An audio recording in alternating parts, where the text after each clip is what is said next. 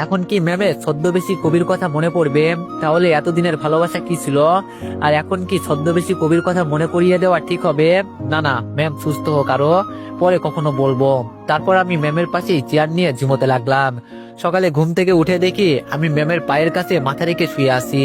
চোখ খুলতেই দেখি ম্যাম জেগে আছেন, ধীরে ধীরে আমার মাথায় হাত বুলিয়ে দিচ্ছেন। তারপর ম্যাম হালকা হাসি দিয়ে বললেন, তুমি এখানেই শুয়েছিলে? আমি লাফ দিয়ে উঠে বললাম, সরি ম্যাম, কখন যে চোখ লেগে আসছে বুঝতে পারিনি। ম্যাম বলল, সমস্যা নেই, আমার জন্যই তো এরকম হয়েছে তাই না?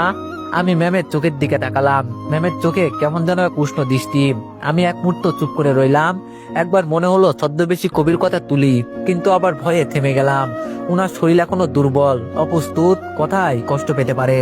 ঠিক তখনই দরজা খুলে আঙ্কেল ভিতরে এলেন, হাতে নাস্তার ব্যাগ। উনি বললেন, রাকিব বাবা, নাও নাস্তা করো আগে, তোমাদের জন্য পরোটা আর ডিম এনেছি। আমরা তিনজন একসাথে বসে নাস্তা করলাম। ম্যামের কণ্ঠে আজ এক অদ্ভুত শান্তি। আঙ্কেল যেন একটু হালকা হয়েছেন। নাস্তা শেষে ডাক্তার এসে ম্যামের চেক আপ করলেন। ডাক্তার খুশি হয়ে বললেন, আলহামদুলিল্লাহ, উনি দ্রুত রিকভার করেছেন, 2-3 দিনের মধ্যে হয়তো বাসায় নিয়ে যাওয়া যাবে। বলেই আঙ্কেল চলে গেলেন।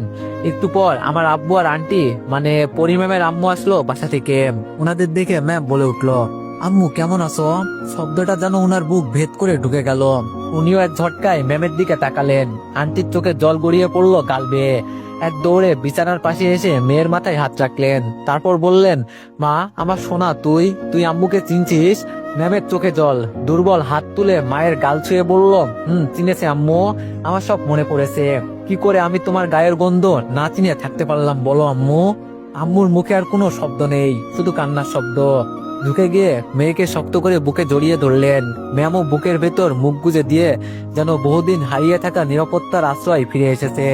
তারপর আমার আম্মু বলল, আল্লাহ তোমার আবার তোমার আম্মুর কোলে ফিরিয়ে দিয়েছে মা। তুই জানোস কত নামাজ কত দোয়া করেছি তোর জন্য, রাতের পর রাত কেঁদেছি আল্লাহর দরবারে। আজ আমার সব দোয়া কবুল হয়েছে। আন্টি বলল, তুই আমার কাছে থেকেও যখন চিনতি না আমার কত কষ্ট হইতো জানতিস? তোকে আর কোথাও হারাতে দিব না। আঙ্কেল চুপচাপ দাঁড়িয়ে, চোখের কোণে অশ্রু। আমি পাশের চেয়ার ছেড়ে একটু দূরে দাঁড়িয়ে রইলাম। এ যেন এমন এক দৃশ্য যেখানে আমার উপস্থিতি শব্দ হয়ে ভাঙতে পারবে না। ম্যাম দুর্বল কণ্ঠে ফিসফিস করলো, আম্মু আমি আর কোথাও হারাতে চাই না, আর আমাকে তোমার পাশে আগলে রেখো। আম্মু বলল, না মা, আমি আর কখনো তোকে হারাতে দিব না।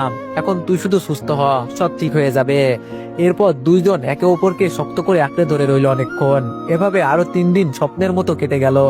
ম্যাম দিন দিন আগের মতো হয়ে উঠতে লাগলো।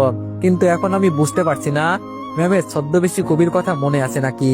সকালে আমি হাসপাতাল রুমে ঢুকতেই দেখি ম্যাম জানালার পাশে বসে সূর্যের আলোয় মুখ মেখে